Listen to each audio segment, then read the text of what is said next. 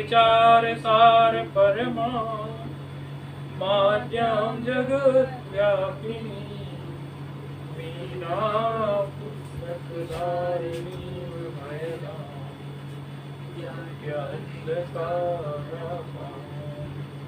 हस्ते स्फाटिकमालिकां विदधती पद्मासने संस्थितां वन्दे तां परमेश्वरीं भगवतीं बुद्धिप्रदां शारदाम् येनाक्षरसमाम्नाय विगम्यो महेश्वरा चित्तं व्याकरणं प्रोक्तं तस्मै पाणिनये नमः। वाक्यकारं वररुचिं भाष्यकारं पतञ्जलिं पाणिनिं सूत्रकारं च प्रणतोऽस्मि मुनिम्। नत्वा सरस्वतीं देवीं शुद्ध्यां पुण्यां करोम्यहं पाणिनीये प्रवेशाय लघुसिद्धान्तकौमुदी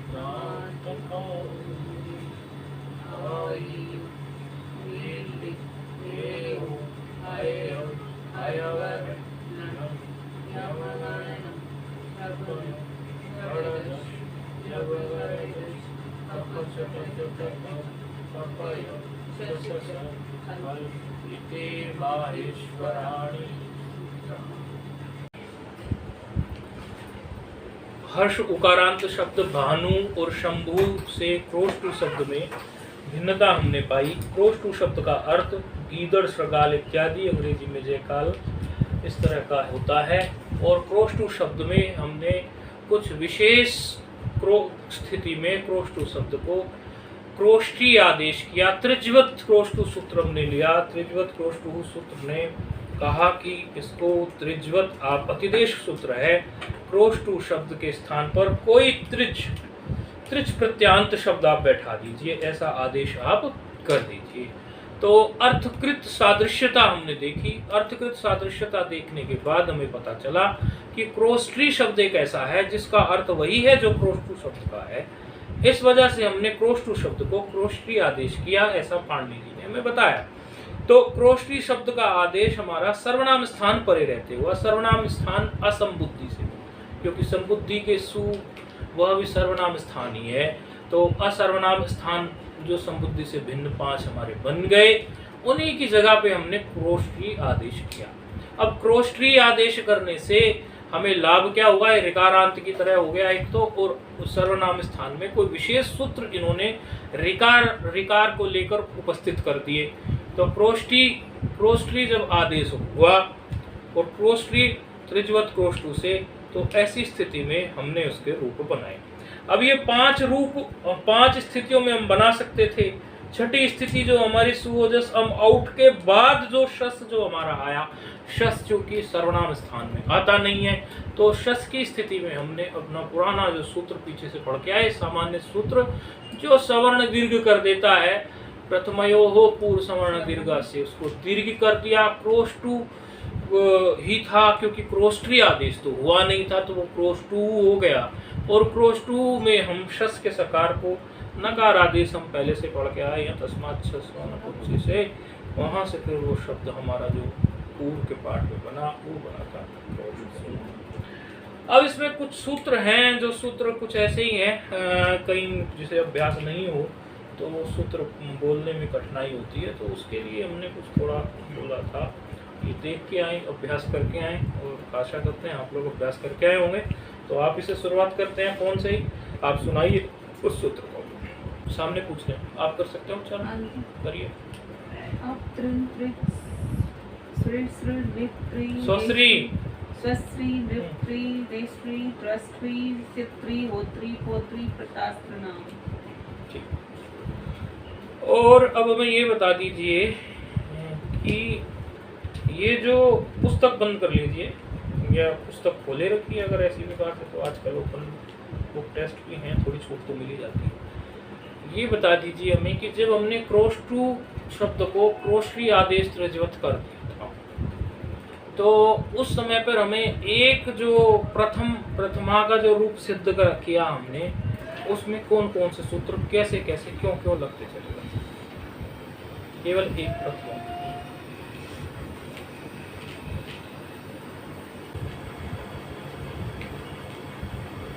शुक्राचार्य गुरु के लिए। और ये दूसरा पुरुदंश का मतलब अनेहत समय के लिए। अगर ये मिल जाए और इनके पर में यदि अबे आपको संबुद्धि से भिन्न सु आ जाए तब आप अनंग आदेश कर दो। इसीलिए इसने गुण का फिर गुण को काट दिया। जसीचा क्या कहता है, किसके जस परे होने पर कहता है, खाली जस परे होने पर कार्य करता है, वो तो किसी के भी जस परे होने पर कार्य कर जाएगा। फिर जसीचा की वृत्ति खोलिए। नहीं, वैसे जसीचा क्या कहता था, विशेष तो आ गया, कोई बात नहीं, खोलिए। नहीं खोलिए, वृत्ति खोलिए, जसीचा की वृत्ति खोले। सब जिसको पता है तत्काल बताए, नहीं पता है तो खोले। यदि ऐसे पुनरावृत्ति नहीं होगी तो फिर तो आगे आगे चलेंगे, पीछे पीछे साफ हो जाएगा। पक्का तो आप लोगों को कराना है ना, काम नहीं करेगा। और रिदंत के लिए तो सूत्र स्पेशल बन गया, तो उसमें तो विचार करना ही नहीं। प्रक्रिया क्या हुई, क्रोष्टु शब्द को जब लेके चले थे हम, तो फिर आगे क्या प्रक्रिया होती चली गई। क्रोष्टु से क्रोष्टु बना रिदंत होकर, और क्रोष्टु धन सु में स रह गया क्योंकि उकार चला गया। अनुबंध लोग बोल दिया करो उसको, टाइम वेस्ट होता है फटाफट। उसके बाद इसमें एक सूत्र आया है, ऋदुषनस पुरुदंशो अनेनसाम च। इसमें अनंग आदेश होता है। ऋतों की सर्वनाम स्थानीय क्या करता था, ये पता है आपने? क्या ऋतों की सर्वनाम स्थानीय बोला आपने? हाँ, नहीं बोला।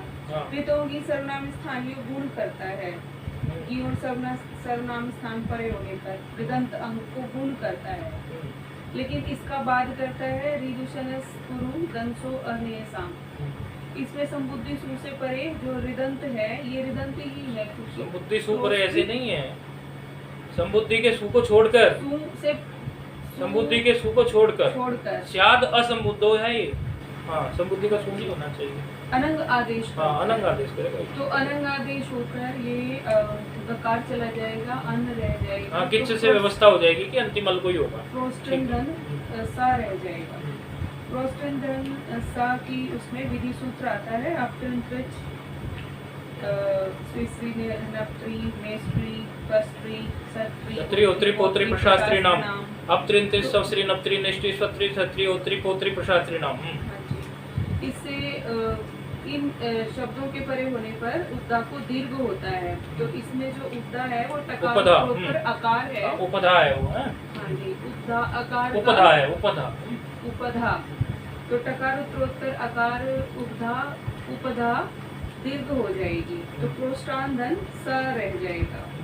प्रोष्टान धन सा में सकार का लोप होगा हल्गाभ्यो से, दीर्घात सुतिष्य अप्रिक्त हल से सकार का लोप होकर फिर नकार का लोप होगा, नलोप प्रादिपदिकांतस्य से नकार का भी लोप होने पर प्रोष्टा बन जाता है। चलो ठीक है, आगे चलते हैं। चलो पुनरावृत्ति करते रहा करो, बस यही है पूछने का तात्पर्य हमारे लिए, पूछने का हमारा ध्येय यही है कि कमांड टाइट रहे और जितना समय दे पाओगे, क्योंकि ये तो ईश्वर की कोई माधी कृपा होती है।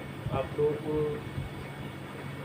पता नहीं इस बात को मानते हैं, समझते हैं कि नहीं समझते हैं, लेकिन मैं व्यक्तिगत तौर पे मैंने स्वयं महसूस किया है कि ये ईश्वर की माधी कृपा, कोई पुण्य होते हैं कि हम लघु सिद्धांत कौमुदी पढ़ते हैं, और एक बार पढ़ पाना ही बड़ा काम होता है। तो दोबारा मौका मिले नहीं मिले क्या हो जाए, तो एक बार परिश्रम कर लेना चाहिए, फिर पता नहीं क्या होगा।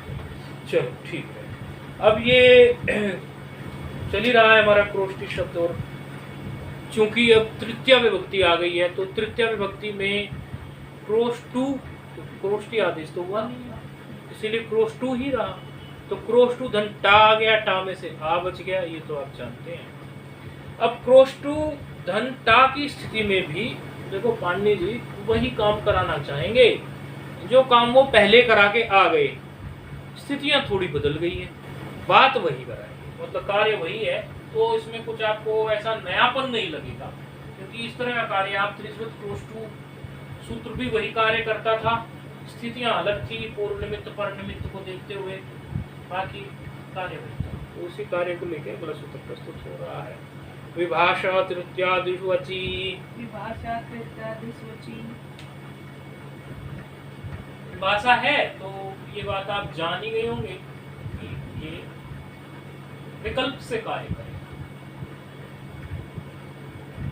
भाषा तृतीया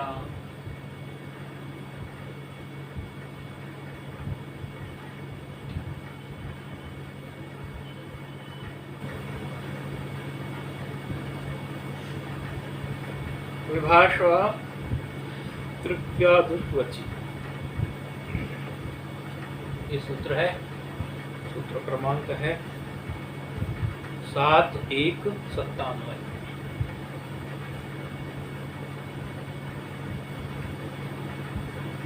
विभाषा इसमें एक पद है और तृतीयादिषु है ये, फिर अचि है। तो विभाषा तो अव्यय है, तृतीयादिषु कौन सा है ये, कौन वाले बताएंगे? तृतीयादिषु कौन सा है, मतलब कौन सी विभक्ति है? अचि एक, 3 पद हो गए। विभाषा हो गया एक तृतीयादिषु हो गया, एक अचि हो गया। ये कोई अणचि लगा है, षु है तो वकार हो गया। अब ऐसी स्थिति में क्या हो कह रहे हैं, तो देखो इसमें अनुवृत्ति आ रही है, त्रिज्वत क्रोष्टु शब्द से ही त्रिज्वत की आ रही है, यानी कोई अष्टाध्यायी क्रम से पढ़े तो उसको वैसे भी आइडिया हो जाए कि त्रिज्वत ऊपर था तो त्रिज्वत की ऐसे इसमें अनुवृत्ति आई तो ये त्रिज्वत के होगा ही। ऐसे कह रहे हैं अजादिषु तृतीयादिषु क्रोष्टुर्वा त्रिज्वत, अजादिषु तृतीयादिषु, इसका मतलब क्या है कि अजादि जो तृतीयादि विभक्तियां हैं, तृतीयादि का मतलब तृतीया से आगे भी चतुर्थी पंचमी षष्ठी भी हो सकती है, सप्तमी भी हो सकती है, आदि में सभी आ गई, वो तृतीया से आगे जो भी है वो आदि में वही आएंगी, क्योंकि द्वितीय तक के रूप तो हम बना के आएंगे, तो द्वितीय के लिए तो क्या बोलेंगे जब शुरू ही तृतीया से कर रहे हैं। तो तृतीयादि का मतलब तो फिर आगे की बाकी विभक्तियां भी आ गई और आजादी भी हो वो। तो क्या करो उसमें कि क्रोष्टु शब्द जो आप लेके चले हो उसको त्रिज्वत करो, लेकिन यहाँ बस विकल्प से कर लेना। आप त्रिज्वत क्रोष्टु में करके आए थे तो वहां कोई विकल्प नहीं था, एक ही रूप बना था, लेकिन यहाँ आपके 2-2 रूप बनते चलेंगे, क्योंकि एक पक्ष में ये क्रोष्टी हो जाएगा क्रोष्टु और एक पक्ष में ये क्रोष्टु ही रहेगा। क्रोष्टी पक्ष में जो क्रोष्टी को लेकर सूत्र थे वो लगते चले जाएंगे ऋदंत अंग को लेके, और क्रोष्टु के पक्ष में जो भी उस समय हमें वहां प्राप्त होगा उसको लेके चलते बोलेंगे आगे। तो अजादी विभक्तियां तृतीया से कौन कौन सी हैं, सब अपने अपने उससे बताएंगे फटाफट। कौन कौन सी है बोलिए, फोन वाले बोलिए। टा गे वशी वश ओस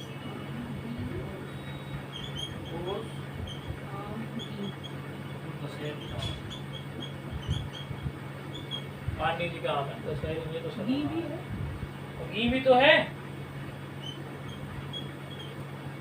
अच्छा बता, अच्छा क्षमा करना। कितने हो गए टोटल ये? 2 बार ओस हो जाएगा, 8 हो जाएगा। 8 हो, क्योंकि ओस 2 बार हो गए ना। तो इन विभक्तियों में, क्योंकि ये आजादी विभक्ति है, इनका ये विकार चला जाता है, ये इत्यादि में विकार चला जाता है, टा में टकार चला जाता है। इन विभक्तियों में क्रोष्टी शब्द को क्रोष्टु शब्द को क्रोष्टी आदेश हो जाए विकल्प से, तो ठीक है, रूप बनाना शुरू करते हैं। सबसे पहले कौन सी विभक्ति सामने आ गई हमारे? टा। तो टा में एक रूप हमारा हो गया क्रोष्टी दंता।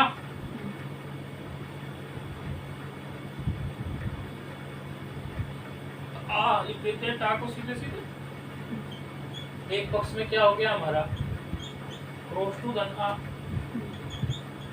क्रोष्टी धन आ में क्रोष्टी ले रहे हैं पहले, ठीक है। जो आदेश हुआ होता है उसी को पहले लेते हैं, विकल्प वाले को हमेशा बाद में बनाना, क्योंकि जो वर्तमान में सामने खड़ा है पहले वो बनाइए, विकल्प वाले को बाद में। तो क्रोष्टी हो गया आदेश। तो क्रोष्टी धन आ की स्थिति में कौन सा सूत्र यहाँ पर प्रस्तुत है आपको?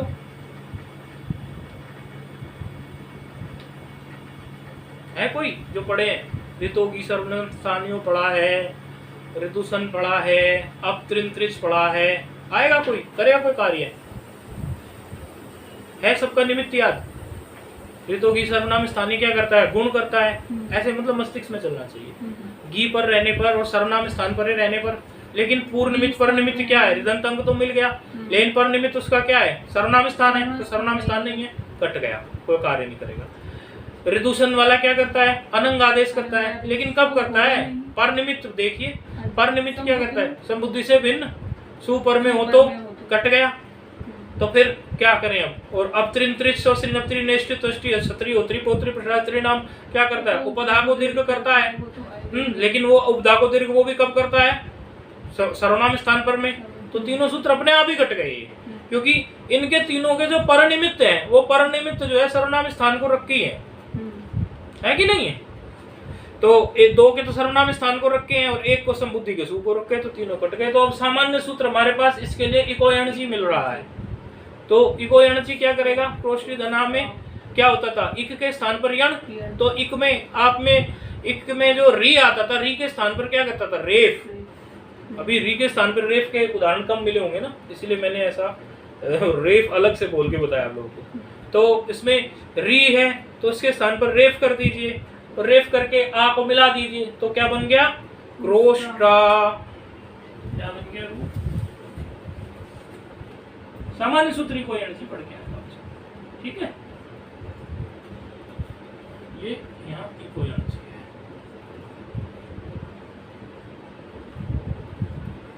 बन गया एक पक्ष में। दूसरे पक्ष में आपको क्या है? यहाँ पर क्रोष्टु धना में क्या बनाएंगे?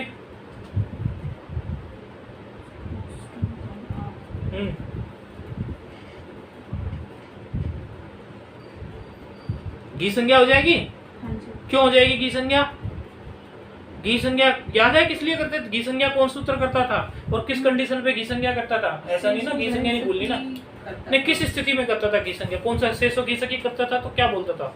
निमित्त क्या था? क्या था निमित्त? उसका फोन पे बताएंगे फटाफट। घी संज्ञा किस निमित्त में कर देता था? और उकारांत हर्ष है, बात सही है। घी संज्ञा होगी, घी संज्ञा होती, घी संज्ञा कार्य शुरू हो जाते थे तृतीय विभक्ति थे। ये बात आपको, ये बात पक्की हो गई होगी। टाको ना करता था, याद है? कौन सा सूत्र था टाको ना करने वाला?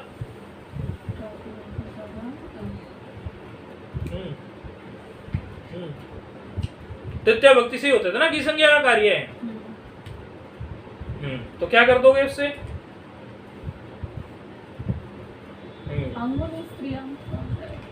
हाँ वही लगेगा, और कोई है ही नहीं ना टाको ना करने वाला। घी संज्ञा में टाको ना करने वाला एक ही सूत्र है, उसी से होगा। तो रूप क्या बन गया टाको ना करके? क्रोष्टु है, अभी ना कर देना है। रूप क्या बन गया?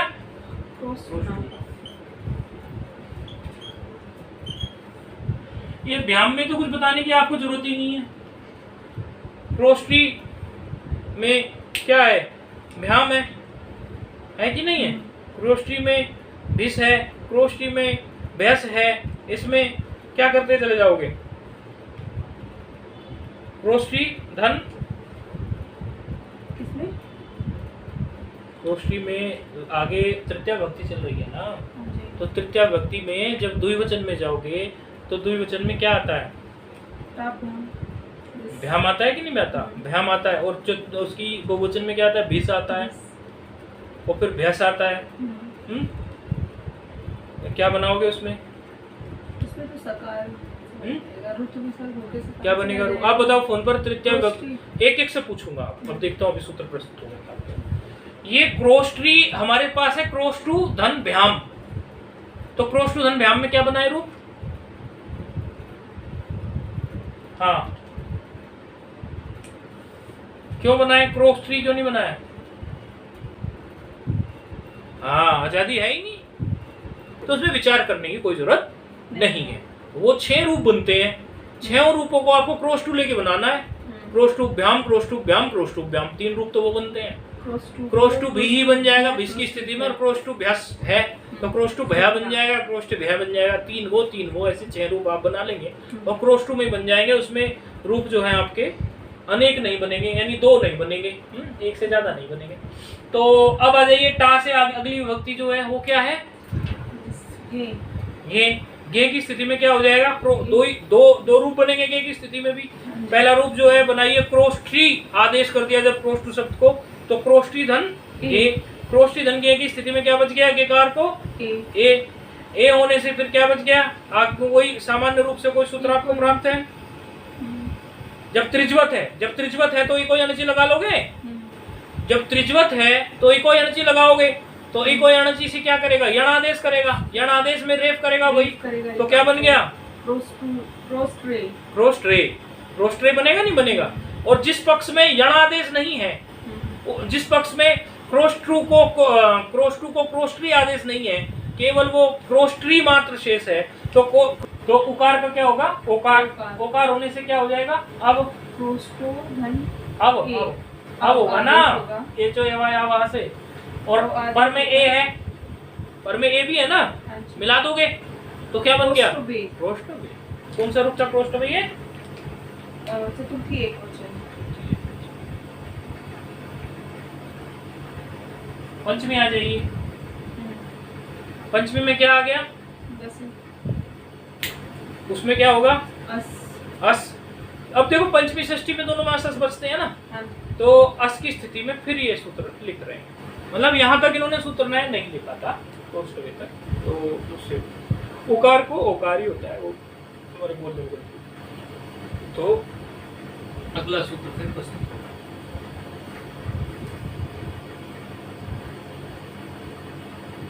स्थिति क्या है हमारी? क्रोष्टी धन अस। क्रोष्टु को क्रोष्टी आदेश हो गया ना, तो क्रोष्टी धन अस स्थिति है।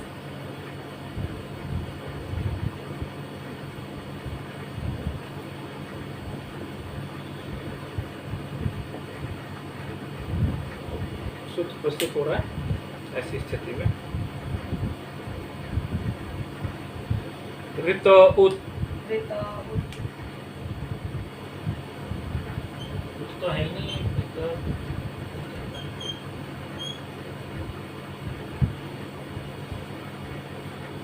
ये सूत्र ऐसी स्थिति में प्रस्तुत हो रहा है। ये बढ़िया बात आप लोग देखते आते होंगे, जब भी कोई बात गसी और गस की चलती है एक साथ ही सूत्र में रख देते हैं कि दोनों में हंसी बचता है ना। 6-111 दोनों में काम कर जाता है। क्या कह रही है वृत्ति? वृत्ति कह रही है ऋतो, मतलब वृत्त से पर की बात हो रही है, क्योंकि ये पंचमी है ना, ऋतः पंचमी है ना, वो पंचमी से फिर ये ऋतो हुआ है ना। आप जानती हो ना, उत हुआ है, इसमें भी पीछे संधियां पढ़ के आए हो। किसके रहते हुआ है? आगे क्या है? गसी का ककार है, और गसी का ककार किसके अंदर आता है? हस के अंदर आता है कि नहीं आता? तो अशिचा से हो जाएगा कि नहीं हो जाएगा? तो ऋतो गशी गसोरति उत एकादेश रप्र। क्या कह रहा है कि रपरा तो इन्होंने लिख दिया नहीं, रपर तो हमें खुद ही समझ लेना चाहिए था, तो उन्होंने कृपा कर दी कि बता दिया कि उन्होंने रपरा प्रयोग कर लेना, क्योंकि रपर शब्द आते दिमाग में आ जाता है, नहीं तो इतना भी लिखते तो चलता। कह रहे हैं कि ऋत से परे यदि गसी हो या गस हो, किसी का भी अत हो, दोनों में अत निकलता है, गकार की इत होके तस्लोक होके, फिर अत किसी का भी हो, तो पूर्व और पर के स्थान पर क्या कर दीजिए आप? उत एक आदेश कर दीजिए। किस स्थिति में? जब आपको ऋत से परे में गसी और गस मिल जाए, तो पूर्व और पर के स्थान पर आप उत एक आदेश कर दीजिए। अब क्रोष्टी एक स्थिति है, क्रोष्टी की स्थिति में उत का मतलब उत अभी करोगे आप, तो क्रोष्टी धन की स्थिति में पूर्व और पर के स्थान पर होना है, तो पूर्व और पर के स्थान पर कैसे बैठाओगे इसको? उत आदेश कर दीजिए। क्रोष्टी ऐसे है। उत आदेश का मतलब ऊ करना है, उकार करना है, तो उकार कैसे करना होता था हमें? उरण रपरा से। उरण रपरा से क्या करोगे? इसको उर कर दोगे। क्रोष्टी ऐसे है ना, क्रोष्टी और पूर्व और पर के स्थान पे हुआ है, तो ये आकार अब नहीं आएगा, ये अस का आकार गायब हो गया। हाँ है कि नहीं है? तो खाली सकार मात्र रह गया। बात समझ में आ रही है ना? अब आकार नहीं रहेगा। बात समझ में आई ना? फोन पे गई क्योंकि दिख नहीं रहा जिनको, फिर उनको इसलिए बताता हूँ, समझ में आ रही है। अस का आकार नहीं आएगा क्योंकि ऐसी स्थिति में फिर सूत्र प्रस्तुत होगा ना, इसलिए ये लिखना जरूरी था इस तरह से, क्रोष्ट लिख के, उर लिख के, बीच में सकार लिख के, क्योंकि अब यहाँ एक सूत्र विशेष प्रस्तुत होने वाला है, उसकी वजह से ये लिखना बहुत जरूरी था। ठीक है, अभी भी रूप सिद्ध नहीं हुआ है, अस में फिर तो रूप दोनों का सिद्ध हो जाएगा। तो ऐसी स्थिति में, अच्छा पहले ये मुझे बताइए आप, इससे अच्छी बात एक आ रही है, बहुत अच्छी बात आ रही है। ऐसी स्थिति में जब क्रोष्ट, उर और सकार ऐसे लिखा हो, तो ऐसी स्थिति में कोई सूत्र है क्या? पढ़ा है आपको, पीछे पढ़ के आए हो कोई? समझो अच संधि में पढ़ा हो, हिंट हम कर रहे हैं आपको। अच संधि में सुधि उपास्य का रूप सिद्ध कर रहे थे, तो कोई सूत्र आया था ऐसी स्थिति में? देखो वर्णों पर ध्यान दो, वर्णों पर ध्यान दो। फिर से बोल रहे हैं, बोर्ड पे जिनको दिख रहा है उनको तो दिख रहा है, जिनको नहीं दिख रहा है उनके लिए कह रहे हैं। वर्णों पे ध्यान दो। क्या है? क्रोष्ट, टकार हलंत है, ठीक है, क्रोष्ट क्योंकि हलंत इसीलिए हो गया ना, अब इसमें से री के स्थान पर और अस के आकार के स्थान पर पूरा आदेश हो गया। तो क्रोष्ट लिखा है, उर लिखा है, उर में रेफ हलंत है और सकार लिखा है हलंत। ठीक है, ये स्थिति है। अब आपको भी फोन पे समझ में आ गई कि स्थिति क्या है। कहा था कि संयोग जहां मिल जाए, संयोग संज्ञा तो है इनकी कि नहीं है? संयोग संज्ञा अभी पढ़ाई थी कि आप लोगों को? हाँ पढ़ाई है ना, सूत्र इत्यादि। संयोग संज्ञा, संयोग है कि नहीं? रेफ और सकार ये संयोग में मिल गए कि मिल गए? दो हल बिना व्यवधान के हैं, संयोग संज्ञा हो गई। उसने कहा था यदि संयोग मिल जाए, ठीक है, तो संयोगांतम यत् पदम तदंतस्य लोपस्यात्, पूरे के पूरे पद का लोप करा रहा था। फिर अलोअंतस्य ने आगे ये कहा था कि अंतिम हल का लोप करना, अर्थात संयोगांतस्य लोपः का फिर अर्थ क्या बन गया था कि वहां से व्यवस्था देख के परिभाषा सूत्र से कि अंतिम हल का लोप हो जाए, अर्थात सकार का लोप प्राप्त। तो संयोगांतस्य लोपः यहाँ प्राप्त है। लेकिन संयोगांतस्य लोपः की स्थिति में यहाँ पर इन्होंने एक विशेष सूत्र दे दिया। विशेष सूत्र भले ही वो यहाँ बहुत सार्थक साबित नहीं आप लोगों को दिखेगा, फिर कार्य तो वो वही करेगा, लेकिन आगे कई जगह वो कार्य करेगा। उसके लिए ये विशेष सूत्र प्रस्तुत किया। इसीलिए भी ये विशेष सूत्र वो प्राप्त में जो आप कह रहे हैं ना, वो प्राप्त है। जो आपने कहा अभी, वो फोन पे ही बोल रहे हैं, फोन वालों के लिए, वो प्राप्त है, लेकिन उसके बावजूद भी यहाँ विशेष सूत्र प्रस्तुत करने के लिए उसको प्राप्त है, उसमें कोई ऐतराज नहीं। तो अगला सूत्र प्रस्तुत हो रहा है विशेष स्थिति के लिए ही, रात सस्य। और इस प्रकार ठीक है, दिमाग चलना चाहिए, वो सूत्र भी प्राप्त है, क्योंकि सारे दृष्टिकोण जब पता रहते हैं तो अच्छा हो सकता है। तो रात सस्य है,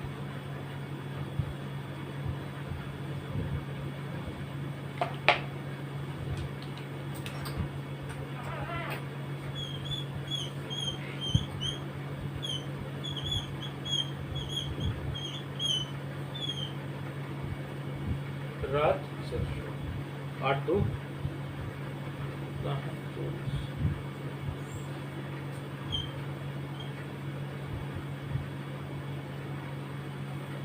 राजसस्य क्या कह रहा है? ये सूत्र पंचमी एक है इसमें, और सस्य एक षष्ठी है, दो पद का है, एक पंचमी है एक षष्ठी है, इसमें प्रतिसूत्र है। ये क्या कह रहा है कि रेफात संयोगांतस्य सस्यावलोको न अन्यस्य रेफस्य विसर्गः। तो खैर बात की बात है, रेफ को क्या करना है। उसके पहले जो सूत्र ने आदेश किया है वो समझते हैं। कह रहा है कि रेफात संयोगांतस्य, कह रहा है रेफ से पर में यदि संयोग का कुछ मिल जाए, ऐसा कुछ मिल जाए कि संयोग में हो और रेफ से पर में संयोगांत का लोप होना प्राप्त हो, संयोगांत का लोप होना तो प्राप्त है संयोगांत से लोप से, ऐसी यदि स्थिति पैदा हो जाए तो सकार का ही लोप हो, अन्य का ना हो। अब आप कहोगे उससे भी तो सकार का ही लोप हो रहा था, उसने कहा था अंतिम हल का करो, वो भी सकार का ही हो जाएगा।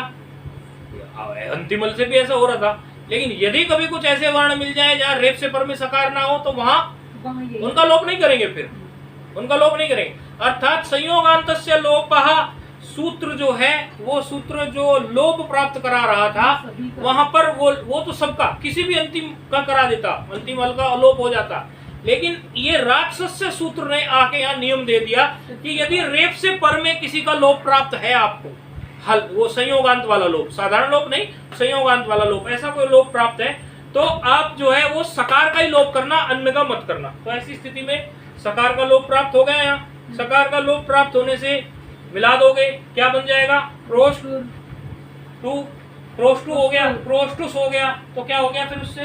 सकार को रुत विसर्ग, तो क्या बन गया? नहीं, ये क्रोस्टूर बच गया यहाँ पे, सकार तो लोप हो ही गया ऋतु से।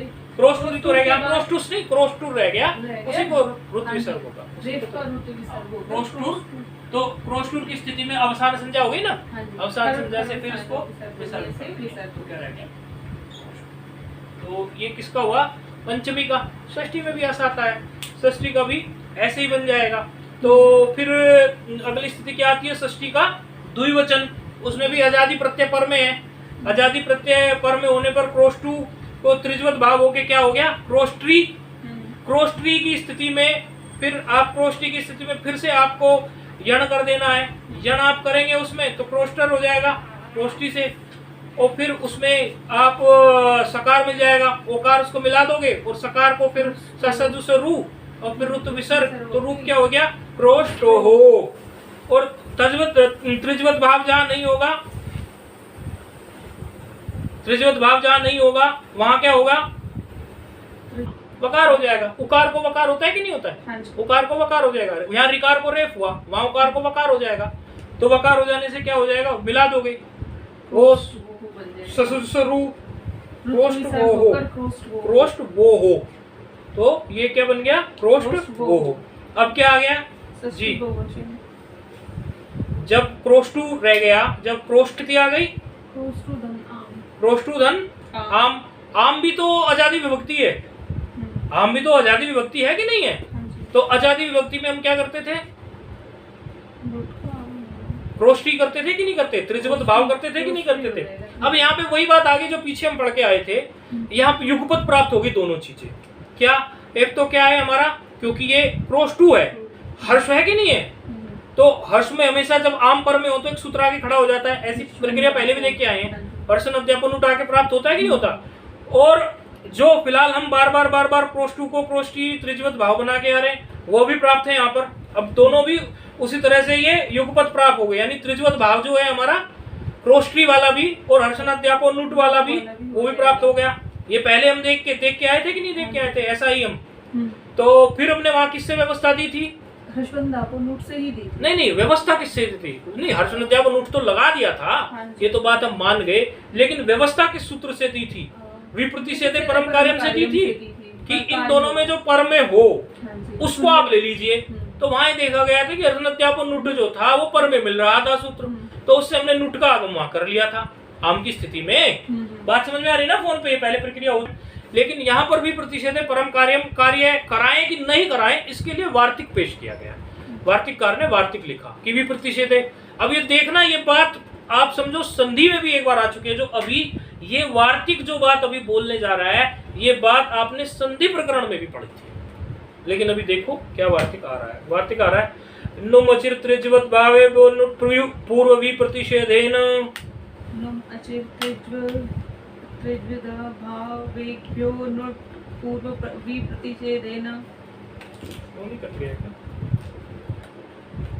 जब युगपत दो सूत्र इस प्रकार प्राप्त हो जाएं तो विप्रतिषेध परम कार्यम से हम पर सूत्र से व्यवस्था पर सूत्र तो कार्य करा देंगे।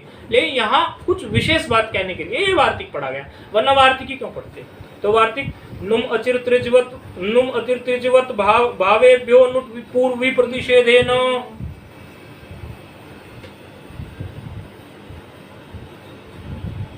हाँ, ये वार्तिक पढ़ा गया विशेष। क्या है वार्तिक?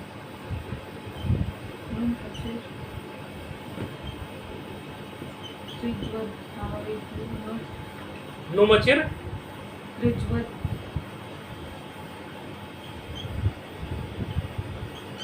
नुमचिर त्रिज्वत भावेभ्यो